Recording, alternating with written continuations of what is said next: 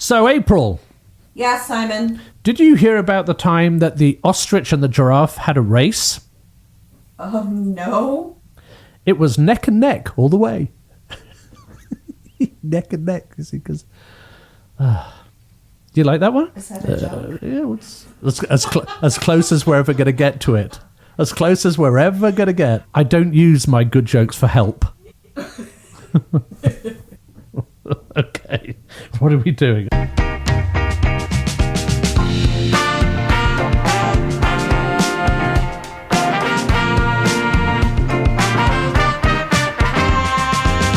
Hi everybody, I'm Simon Majumdar, and welcome to another episode of Eat My Globe, a podcast about things you didn't know about food.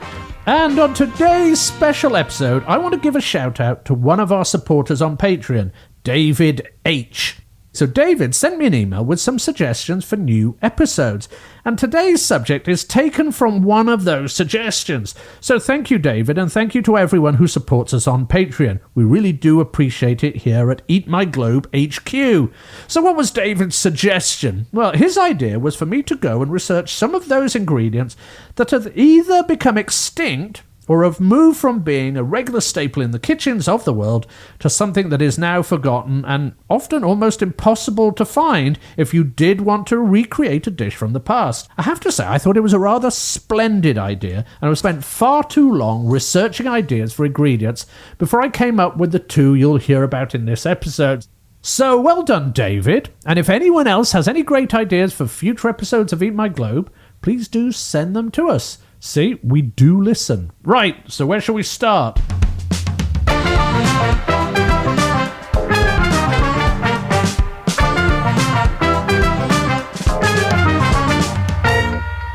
First of all, let's talk about one of the mythical lost herbs of the ancient world, Silphium. Now, before I go on, I want to acknowledge a terrific article by Zaria Gorvet, The Mystery of the Lost Herb, which appeared on the BBC website in 2017. It has proved to be an excellent starting point for my own research. So what was Silphium? Silphium was a wild herb or weed that we now believe resembles something similar to fennel. It was a plant that was only grown successfully in a narrow bank of land, about 125 miles by 35 miles, in an area called Cyrenaica. This was a colony that had been founded by the ancient Greeks. Today you would find the ancient capital of Cyrene in the town of Shahat, in the country of what is now Libya in North Africa. The plant, according to Pliny the Elder, began to grow in this area around 617 BCE, after what he described as, quote, a shower as black as pitch, end quote. After the storm, the sodden ground found itself suitable for growing this precious plant. Apparently, Cyrenaica received around 34 inches of rain per year. Wow. Silphium grew abundantly on the hills and meadows. However, by the 2nd century BCE, it became extinct, arguably the first recorded plant to do so. Apparently, Silphium was not sold in the markets of Cyrenaica, but exported to other lands. Now, we're not sure why it was not sold locally. Perhaps it may well be that it was more valuable to sell abroad than to be sold for lower prices closer to home. I've actually heard this argument recently about the great seafood caught off the coast of Scotland, which is worth far more when being sold in other countries than at home. We simply can't be sure, but the ancient Greeks and ancient Romans tried to grow it in other regions, but they were unsuccessful in cultivating this wild flower. The plant itself had many uses, both culinary and medicinal. For the people of Cyrene, the plant, with its thick roots, edible stalks and leaves, and pungent sap that could be extracted, was so valuable, it became their main source of wealth. So much so that Cyrene would put images of the plant on its coins. Excavated coins dating from the 6th century BCE show both the stalks of the Silphium and its heart-shaped seeds. One coin even featured a Cyrenian woman sitting by a plant, with one hand touching the Silphium, while the other touching her reproductive area. As we shall see later, her pose represented one of the key reasons Silphium became so sought after. From a culinary point of view, according to Pliny the Elder, the Silphium plant and its sap, known as laser, became hugely popular. The stalks were roasted or boiled, imagine as one might do with the stalks of chard.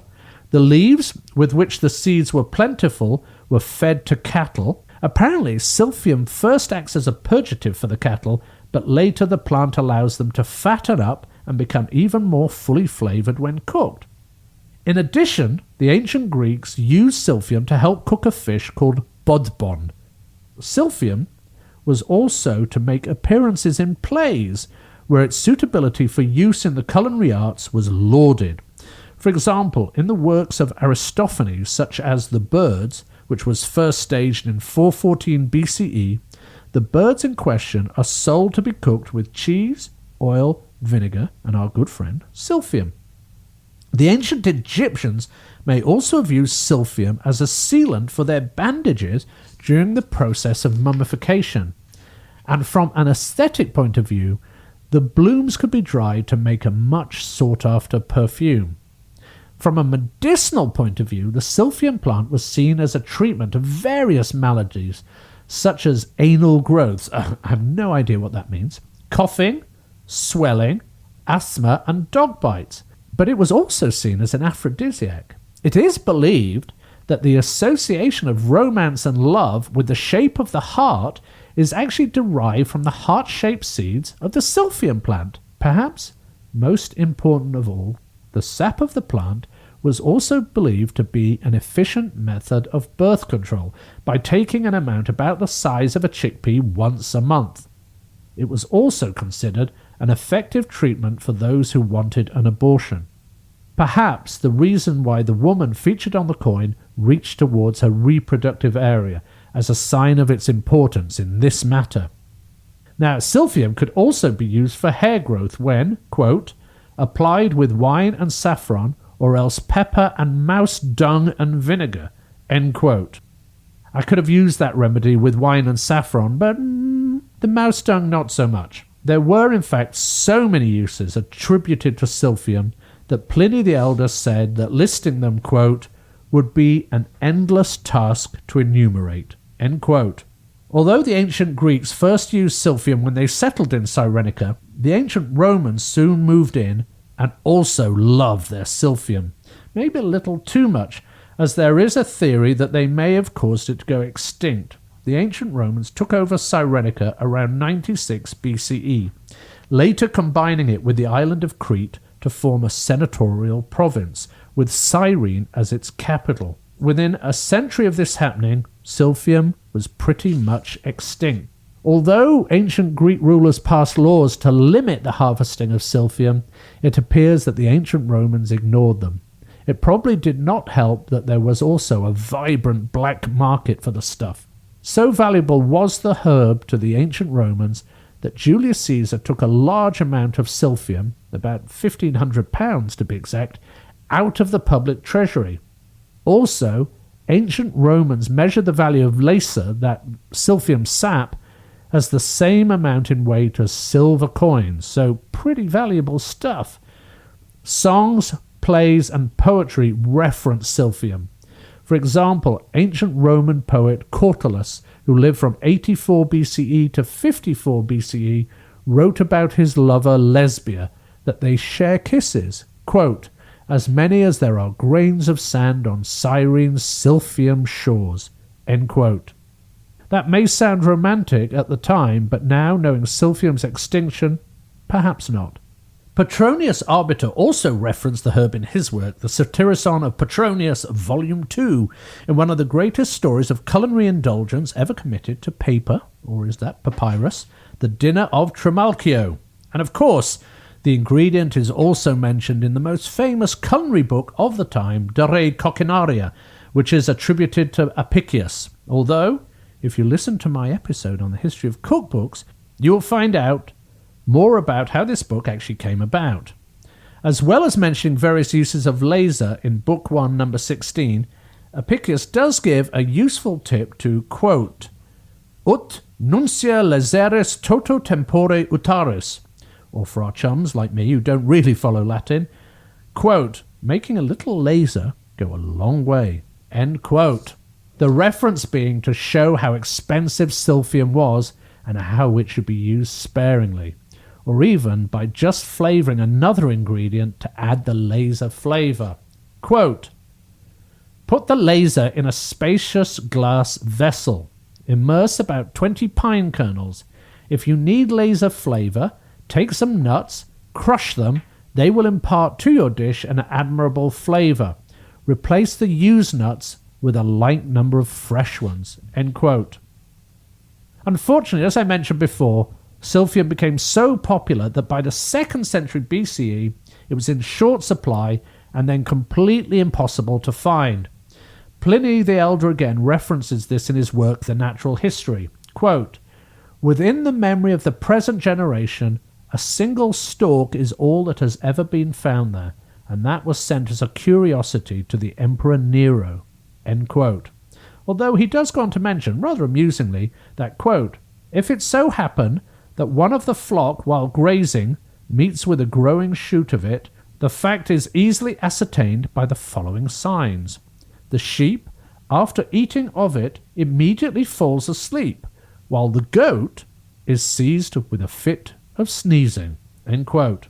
He also goes on to mention that a variety of silphium was still available from Persia, Media and Armenia, but that it is far, far below the silphium from Cyrene in quality. We believe that this is in fact a form of silphium which is still available today. That's a herb called asafoetida, which I know primarily for its use in Indian cuisine, where it is known as hing.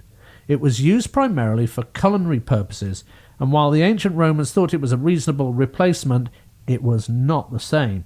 Over the years, there has been much discussion about what, if anything, made silphium extinct.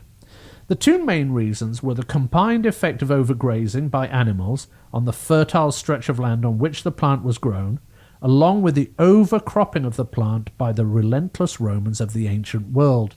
There are even those who believe that the plant may have become extinct because of the desertification of the land as a consequence of climate change, or even by the deliberate destruction of the plant by the native population as a form of resistance to their occupiers. It is, of course, impossible to tell, but from a purely culinary point of view, I have to say it would be amazing to try some laser and see why Julius Caesar wanted 1,500 pounds of it, don't you think?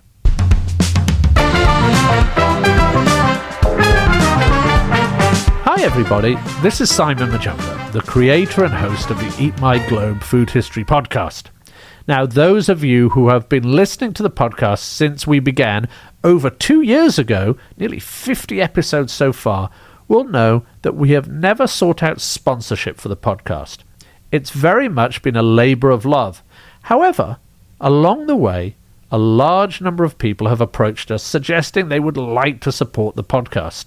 And so, we have opened up a page on patreon.com to allow those of you who listen regularly to do just that.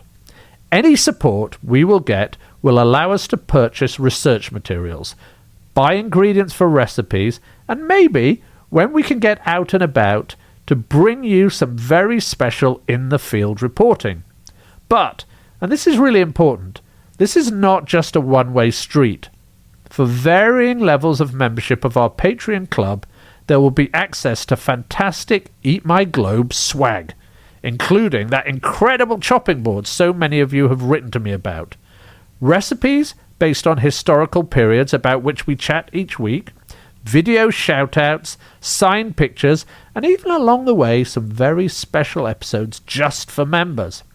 So, if you've enjoyed the episodes of Eat My Globe you've listened to so far and would like us to make many more into the future, do head over to www.patreon.com/eatmyglobe and consider taking out a membership. Any support will be much appreciated. Remember, that's www.patreon.com/eatmyglobe. So thank you very much. Keep listening. I was prompted to write this segment by an episode of one of my favourite history podcasts, the BBC History Extra podcast, where Dr. Lee Ray discusses animals that had become extinct in Britain since medieval times. It made me think of animals that might have been part of the diet around the world over the centuries, but which have now either disappeared because they were, well, too popular, or because our current tastes have changed.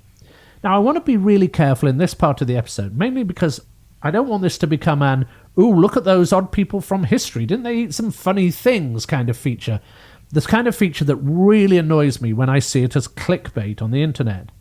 Instead, I want to look at the communities throughout history and see why they ate what animals and birds they did, however unusual that may seem to us today. That could be because of availability, it could be because of trade, it could be because of indulgence, or indeed simply to show off their levels of wealth. It could be, as we will see, because of religious prescription or lack of religious prescription. We can see why those dishes begin to lose appeal, and is there any chance that any of them might be able to make a comeback? So let's start pretty much at the beginning. The Neanderthal, or Homo neanderthalensis, populated Earth from around 400,000 years to 40,000 years ago. And for part of their existence, they lived alongside the surviving humans of today, the Homo sapiens. Their diet was very much that of the Ice Age-based scavenger, and primarily consisted of the large mammals they could find dead or manage to hunt. However, they were also, it has been found, partial to seafood too, some of which definitely might not be so apparent on the modern table, such as mussels, sharks, eels, seals, and dolphins. Our early ancestors' diet was more omnivorous. They ate whatever was available. Much of the evidence for this comes from the new scientific insight into the teeth of the earliest Homo sapiens. Tooth morphology, as it is known, is basically a study of the teeth. In this case, the studies show that early in their existence, Homo sapiens ate seeds, nuts, and tubers. However, over a period of time, they became more carnivorous, adding meats from animals as well as marrow from the bones into their diet. The earliest evidence we can find of hunting implements dates from around 500,000 years ago. We can also find evidence of this in marks of butchery that have appeared on recovered animal bones. One discovery at the Olduvai Gorge in Tanzania shows us that there was evidence that early humans were eating mammals that ranged in size from, quote, hedgehogs to elephants, end quote. Whereas, at a site in Kubifora in Kenya, evidence from butchered animals and their fossil fauna shows that they were also adding turtles, crocodiles, and fish to their diets too. The butchery of these animals could have taken place after what was known as passive scavenging, that is, finding an animal that had naturally died or been taken down by another predator, or by active scavenging, that is basically the beginnings of hunting. Many scientists believe that it was this move to a more carnivorous, calorie-dense meat and marrow diet that fueled the growth of the human brain and the next stages of human development. As National Geographic puts it, when they were unable to find animals to hunt or scavenge, then, quote, man the hunter is backed up by woman the forager, end quote. Once early humans moved from the period of being more nomadic hunter-gatherers to becoming more settled in communities, their diets inevitably began to change. While the development of agriculture around 10,000 years ago may have brought a consistency of supply, particularly of grains, which we believe helped spur a growth in population, it also resulted in a decline in the diversity of human diets, with nearly 70% of it now coming from grains. The domestication of early humans and the change this brought in their diet arguably led to an increase in human diseases, such as iron deficiencies and diabetes. It was also a time where the proteins that people ate would be what I would assume they could find locally, particularly before methods of preserving foods had become developed. But that's not to say that with the origins of communities all food became boring. Archaeological research has found the remains of spices in cooking implements in northern European agricultural prehistoric communities that date back to the Neolithic era about 6,200 to 5,900 years ago. These early humans used spices such as garlic mustard to flavour foods such as roe deer and wild cow. This suggests that early humans not only ate for sustenance, but also for flavour. In ancient Egypt, where they were game hunters, they caught many local animals that might seem a little strange to us now if they were to appear on our tables as part of a meal. Gazelles, a type of antelope, which they roasted with honey. Cranes and hedgehogs appeared on the menu, and perhaps most surprisingly were dishes that contained the flesh from hippos. They would also use the skins and the fat from the hippos, which they sometimes hunted as a form of animal control because hippos had a voracious appetite and they tended to eat all the crops. Hippos were also considered a sign of life of the Nile. The killing of a hippo, particularly in the early part of ancient Egypt, was considered a sign of strength, often associated with the king. So I am guessing that the arrival of hippo meat on the table would have been something that would have only been accessible to the wealthy members of society. I'm not even sure that even with my pretty adventurous palate, I would want a hippo sandwich if I was offered one right now.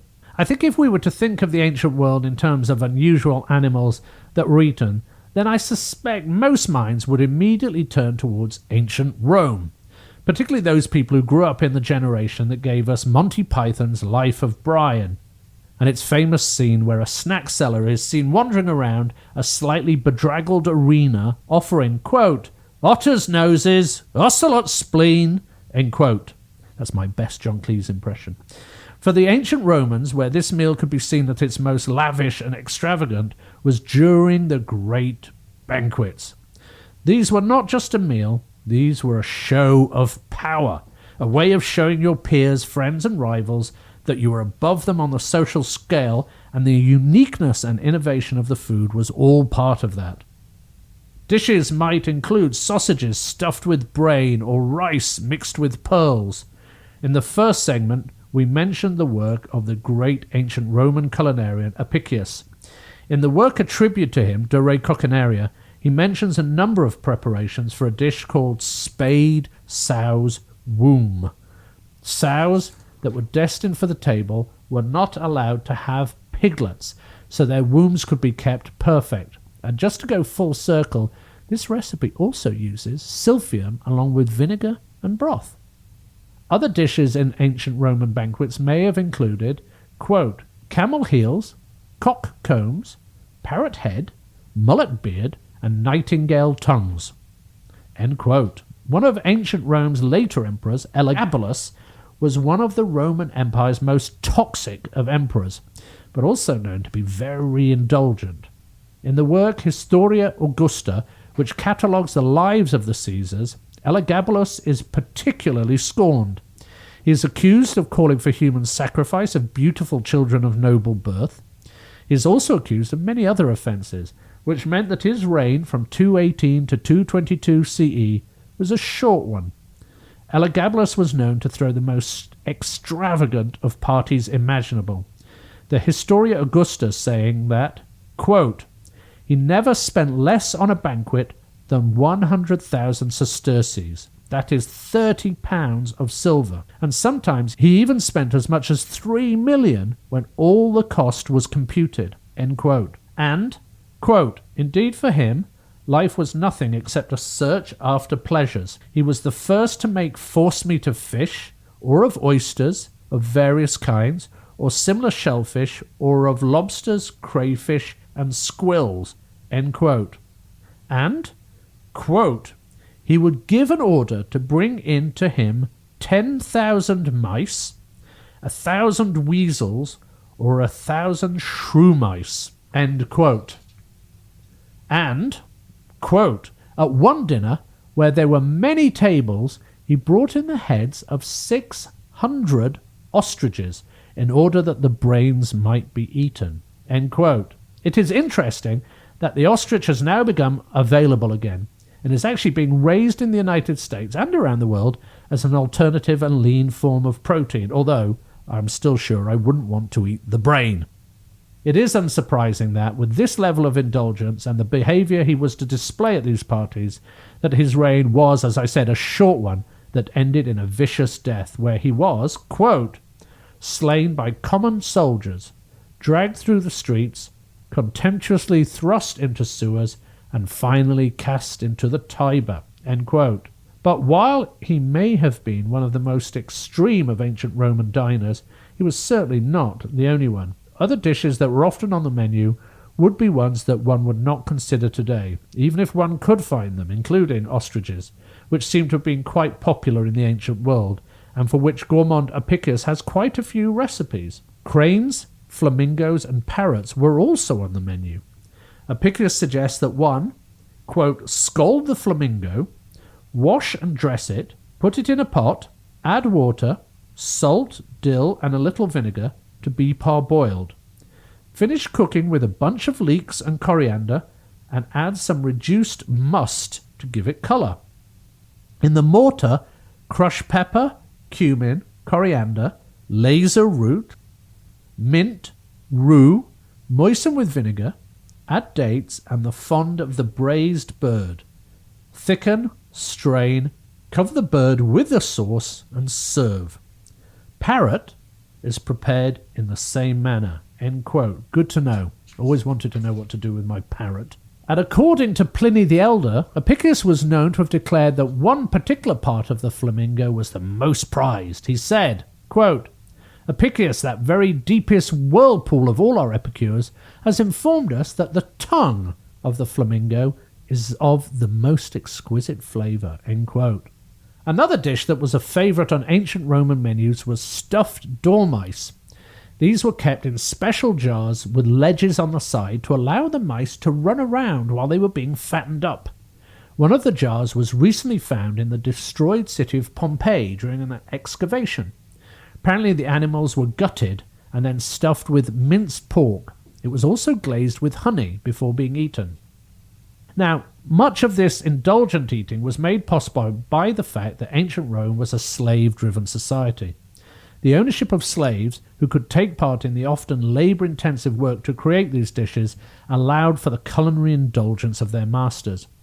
And, while we're talking about Pompeii, let us finish our discussion about ancient Rome by mentioning the fact that during excavations of an area of the city that contained shops that sold food and drink, many remains of what the Romans ate were discovered. This gave great insight into the everyday food that was being consumed. But it also showed that in what was once a bustling city, they had some exotic tastes too. One of the bones that was excavated was that of a butchered leg of a giraffe. Now, this is believed to have been the only bone from a giraffe found in Italy itself, but it does show that if someone wanted something unusual to eat in Rome, it could probably be obtained at a price. Moving on to the medieval period, we see unusual diets stemming from religious prescription that prohibited consumption of warm-blooded animals on at least 3 days of the week. Wednesday, the day when Judas sold out Jesus to the Sanhedrin. Friday, as an act of penance for the death of Jesus on the cross. And Saturday, in honour of the Virgin Mary. There were also other days when meat was not allowed to be eaten, including the 40 days of Lent. Lent began on Ash Wednesday, and so the day before Shrove Tuesday, as celebrated in medieval England, a bell would be rung, giving everyone the last chance to go to confession and to be shriven. Then they ate soon-to-be forbidden foods such as pancakes made from eggs, milk, butter, and fats, which were ingredients that were not allowed to be consumed during Lent. Medieval England may have Shrove Tuesday, while Americans have Fat Tuesday. Same concept. Fish, being cold-blooded, was perfectly fine to eat during these religious holidays. But eating fish all the time could definitely become a bit of a chore, as one medieval schoolboy noted in his journal, quote, "Thou wilt not believe how weary I am of fish, and how much I desire that flesh come in again. For I have eat none other than salt fish this Lent, and it has engendered so much phlegm within me that it stops my pipes, that I can scarcely speak nor breathe." End quote.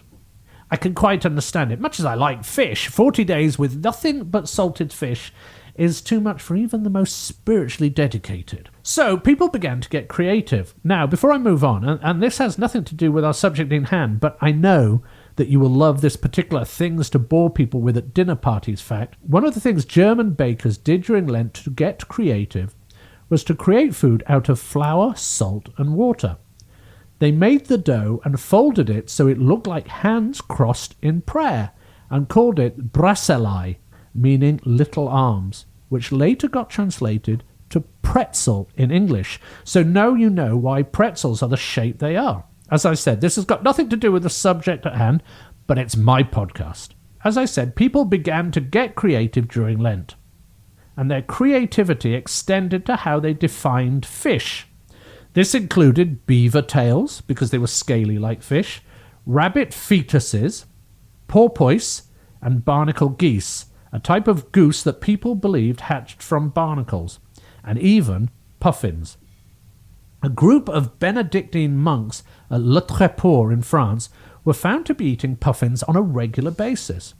Their argument was that puffins were fish as they spent most of their time in the water. Just so you know, they did get in trouble with the Archbishop for their very special brand of creativity. Another animal that we might consider to be very unusual as an ingredient from the medieval period would be the swan. From the 12th century in Britain, the swan had always been associated with aristocracy and royal lineage. Owning swans was a sign of displaying wealth, and swans were served at feasts where they were a centerpiece to the table, often served with a smoking piece of incense stuffed into the beak of the swan.